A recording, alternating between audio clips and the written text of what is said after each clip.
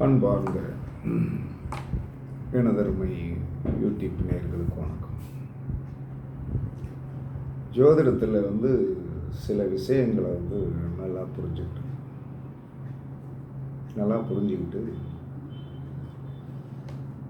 ஒரு மனிதன்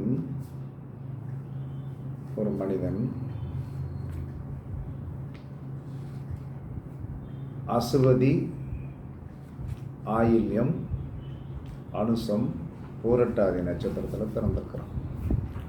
இதுக்கு என்ன தோஷம்? சூரியனுடைய தோஷம்.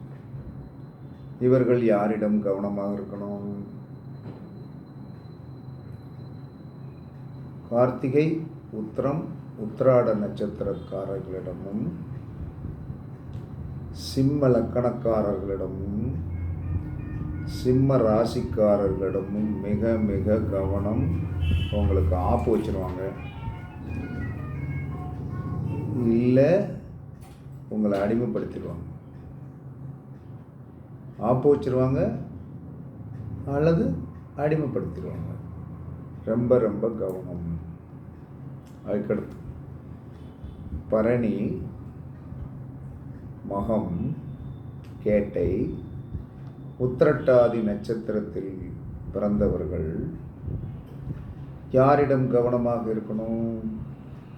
ரோகிணி, அஸ்தம், திருவோண நட்சத்திரக்காரர்களிடம் கவனமாகவும் பண்போடவும் சண்டை சச்சரவு போடாமலும் இவங்க உங்கள் வாழ்க்கையில் உள்ளே வருவாங்க. உள்ளே உங்கள் வாழ்க்கையை கெடுப்பதற்கும் இவங்க தான், ஒரு சப்போர்ட் பண்ணுறது இவங்க தான். அதனால் நீங்கள் சந்திர தோஷமுடைய நட்சத்திரத்தில் போய் பிறந்தவர்கள் ரோகிணி, அஸ்தம், திருவோணத்திடம் கவனமாக இருக்கணும். கடக லக்கணக்காரர்களிடம் ரொம்ப கவனமாக இருக்கணும். அதற்கடுத்து கார்த்திகை, பூரம், மூலம், ரேவதி நட்சத்திரத்தில் போய் பிறந்தவர்கள் செவ்வாய் சாபம் பெற்றவர்கள். இவர்கள் செவ்வாயுடைய நட்சத்திரமாகிய சித்திரை, அவிட்டம், மிருகசீரிட நட்சத்திரக்காரர்களிடம் மிக மிக கவனமாக இருக்க வேண்டும். இவர்கள் உங்களுடைய வாழ்க்கையில் உள்ளே நிம்மதியையும் கொடுப்பார்கள். வாழ்க்கையில் என்ன சொல்லலாம்னா பெரிய பிரச்சனைக்கு உண்டாக்கி விடுகின்றவர்களும் இவர்களே. அதனால் இவர்களிடம் மிக மிக கவனமாக இருக்கணும். அப்படி வரும், உங்களுடைய வாழ்க்கையில் கண்டிப்பாக வரும். நீங்கள் கவனமாக இருந்து என்ன சொன்னாலும் எதிர்க்கவும் அல்லாமல் வீழ்த்தவும் செய்யாமல் அப்படியே என்ன சொன்னா அமைதியாக கடத்தி விட்டுட்டு போயிடும். அதற்கடுத்து ரோகிணி, பூரம், புராடம், உத்திரம். ரோகிணி, உத்திரம், பூராட நட்சத்திரத்தில் போய் பிறந்தவர்கள் புதன் தோஷம் உடையவர்கள். இவர்கள் ஆயில்யம், கேட்டை, ரேவதி நட்சத்திரக்காரர்களிடம் மிக மிக கவனமாக இருக்கணும். மிதுன லக்கணக்காரர்களிடமும் கன்னி லக்கணக்காரர்களிடம் ரொம்ப ரொம்ப கவனம். உங்கள் வாழ்க்கையின் ஒளி விளக்கும் இவர்கள்தான், ஒளியை அமர்த்துவதும் இவர்கள்தான். அதற்கடுத்து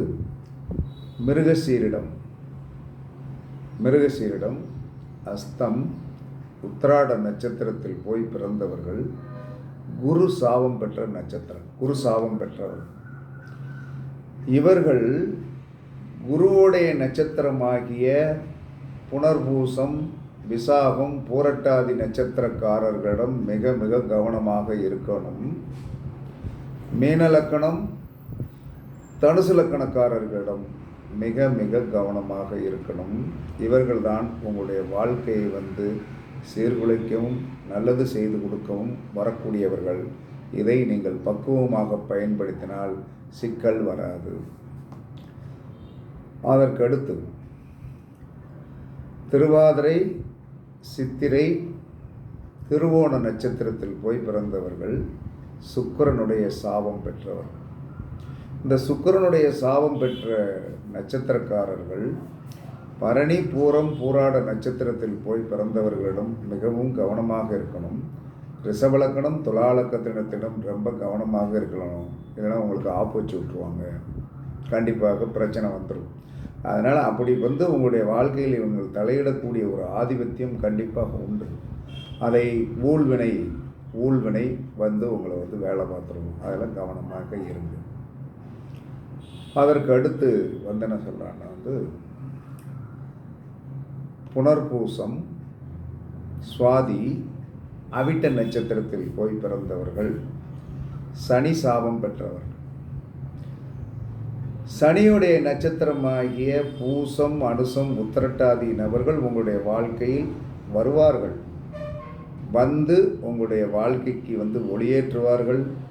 கொஞ்சம் நம்ம வந்து கவனம் இல்லாமல் இருந்தோம்னா நம்மளுடைய வாழ்க்கைக்கு ஆப்பு வச்சுட்டு போகிறவங்களும் இவங்க தான். ரெண்டாவது, மகரம், கும்ப லக்கணக்காரர்களிடம் ரொம்ப கவனமாக இருக்கும். மகரம், கும்ப லக்கணக்காரர்களிடம் நீங்கள் ரொம்ப கவனமாக இருக்கணும். அதற்கு அடுத்து வந்து என்ன சொல்லலாம்னா வந்து பூசம், விசாகம், சதயம், இந்த 3 நட்சத்திரத்தில் போய் பிறந்தவர்கள் ராகுவுடைய தோஷமுடையவர்கள். அப்போ திருவாதிரை, சுவாதி, சதய நட்சத்திரக்காரர்களிடம் இவர்கள் கவனமாக இருக்கணும், உறுதியாக கவனமாக இருக்கணும். ஏன்னா ராகுக்கு தனி வீடுகள் இல்லாதனால லக்கணத்தை பற்றி பயப்பட வேண்டாம். அப்போ இந்த சூரியனுடைய தோஷம் பெற்ற நட்சத்திரக்காரர்கள் தங்களுடைய அலுவலகத்தில் அல்லது பாக்கெட்டில் குதிரை சூரிய பகவான் குதிரையில் 7 குதிரை உள்ள சாரட்டில் வருகின்ற மாதிரி படத்தை வைத்துக் கொள்ளும். சந்திரதோஷமுடைய நட்சத்திரக்காரர்கள் பூனை படத்தை வந்து தங்கள் அலுவலகத்திலோ பாக்கெட்டிலோ வச்சுக்கலாம். செவ்வாய் தோஷமுடைய நட்சத்திரக்காரர்கள் சிம்மம் என்று சொல்லக்கூடிய ஆண் சிங்கத்துடைய படத்தை வைத்துக் கொள்ளலாம். ரோகிணி நட்சத்திரத்திற்காரர், அதாவது வந்து புதனுடைய தோஷமுடையவர்கள் நாய் படம் வைத்துக் கொள்ளலாம். அதற்கடுத்து குரு சாபம் பெற்ற நட்சத்திரக்காரர்கள் காளையின் படத்தை வைத்துக் கொள்ளலாம். அது உங்களுக்கு வந்து ஒரு சேஃப்டி. அதுக்கடுத்து சுக்கிரனுடைய சாபம் பெற்றவர்கள் கழுதை படத்தை வைத்துக் கொள்ளலாம் அல்லது முயல் படத்தை வைத்துக் கொள்ளலாம். கழுதை அல்லது எலி, முயல் கிடையாது, எலி. அதற்கடுத்து வந்து என்ன சொன்னான்னா வந்து சனியுடைய சாபம் பெற்ற நட்சத்திரக்காரர்கள் வந்து என்ன சொன்னான்னா யானையின் படத்தை வைத்துக் கொள்ளலாம். அது உங்களுக்கு ஒரு பாதுகாப்பை கொடுக்கும். ராகுவுடைய சாபம் பெற்ற நட்சத்திரக்காரர்கள் உங்களுடைய பாக்கெட்டிலோ அல்லது அலுவலகத்திலோ அல்லது உங்கள் வீட்டிலோ காகத்தினுடைய படத்தை வைத்துக் கொள்ளலாம்.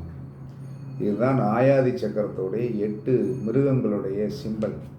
இதை நீங்கள் தெரிந்து வைத்திருக்கணும். உங்கள் அலுவலகத்தில் ஏதாவது ஒரு பக்கத்தில் இருக்கணும், இல்லைன்னா உங்கள் பாக்கெட்டில் வச்சுருக்கணும், இல்லைன்னா வந்து உங்களுடைய வால்பேப்பரில் வச்சுக்கிடுங்க. இப்படி வச்சு வந்து என்ன சொல்கிறான்னா வந்து நீங்கள் செயல்படும் போது உங்களுடைய கர்ம வினைகள் இதை பார்க்க குறையும். பார்க்க கண்டிப்பாக குறையும். அதனால் இதை நடைமுறைப்படுத்துங்கள். இப்படி நடைமுறைப்படுத்தினீர்கள் என்று சொன்னால் உங்களுடைய வாழ்க்கை வந்து என்ன சொல்லலாம்னா வந்து சீரும் சிறப்புமாக இருப்பதற்கு இதெல்லாம் வந்து ஒரு சப்போர்ட்டிங் ஆக்டிவிட்டீஸ். ரெண்டாவது வந்து நான் சொன்ன ஆரம்பத்தில் இருக்கிற செய்திகள்லாம் உண்மையானது. அதை நீங்கள் நடைமுறைப்படுத்தி பார்க்கும்போது தான் வந்து என்ன சொல்கிறான்னா அதில் இருக்கிற உண்மை புலப்படும்.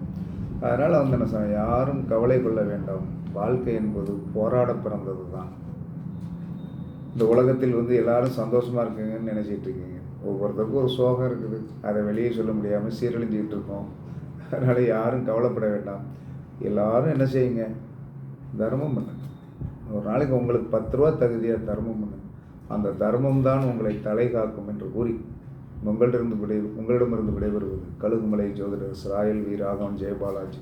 சுகமே சூழ்க, சுகமே சூழ்க. வாழ்க வளமுடன், வாழ்க வளமுடன். வணக்கம்.